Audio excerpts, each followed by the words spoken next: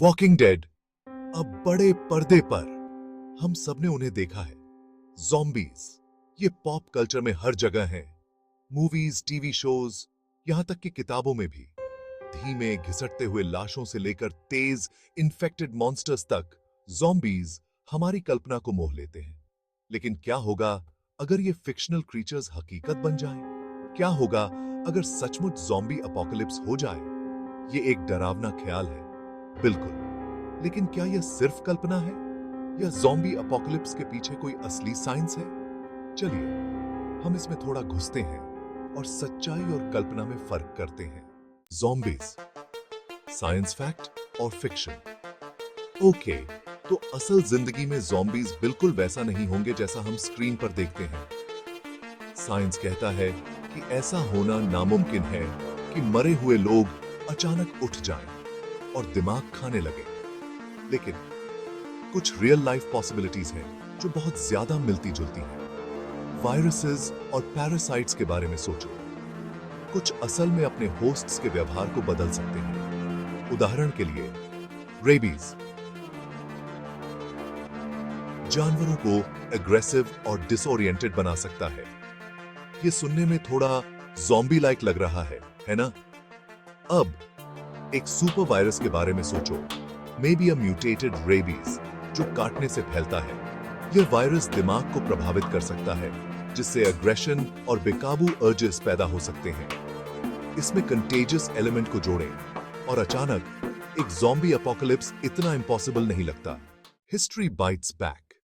Real life zombies, मानो या न मानो, हिस्ट्री में ज़ॉम्बी लाइक बिहेवियर के कुछ उदाहरण मिलते हैं। सेलम विच ट्रायल्स याद है? लोगों पर अजीब व्यवहार, आक्षेप और मतिभ्रम का आरोप लगाया गया था। हालांकि यह दूसरे कारणों से हुआ होगा, लेकिन उस समय इन लक्षणों की व्याख्या कुछ ज्यादा भयानक के रूप में की जा सकती थी। और फिर क्लेरवियस नार्सिस की कहानी है। वह एक हेशियन आदमी था जिसे मृत घोषित कर दिया गया था, लेकिन वह सालों बाद फिर से प्रकट हुआ और दावा किया कि उसे एक वुडू सॉर्सरर ने ज़ॉम्बी में बदल दिया था।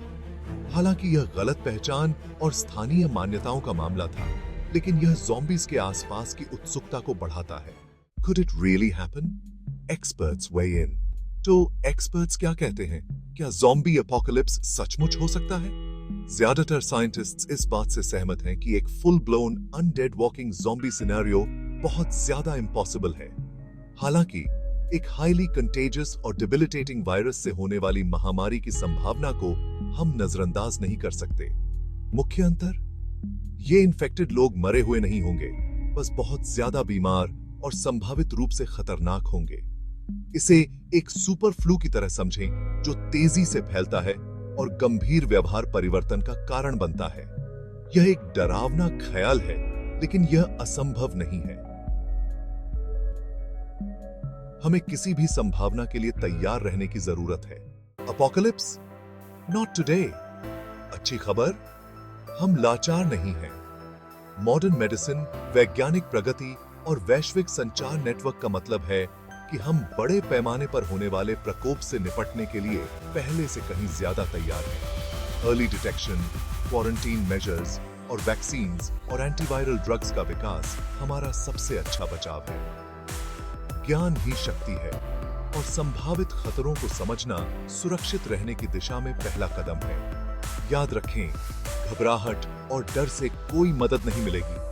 तैयारी और स्पष्ट सोच से मदद मिलेगी। Staying alive, what we can learn from zombies. हालांकि एक ज़ॉम्बी अपोकलिप्स कल्पना की बात हो सकती है, लेकिन इससे हमें जो सबक मिल सकता है वह बहुत वास्तविक है। ज़ॉम्बीज हमें अनएक्सपेक्टेड के लिए तैयार रहने की याद दिलाते हैं। वे हमें संकट के समय टीम वर्क, रिसोर्सफुलनेस और क्विक थिंकिंग के महत्व को सिखाते हैं। तो अगली बार जब आप कोई ज़ॉम्बी मूवी देखें, तो बस डर का आनंद न लें। उन स्किल्स और स्ट्रेटजीज के बारे में सोचें जिनकी आपको जीवित रहने के लिए आवश्यकता होगी। कौन जाने, वे स्किल्स किसी दिन काम आ जाएं, भले ही वह अनडेड के झुंड के खिलाफ न हो।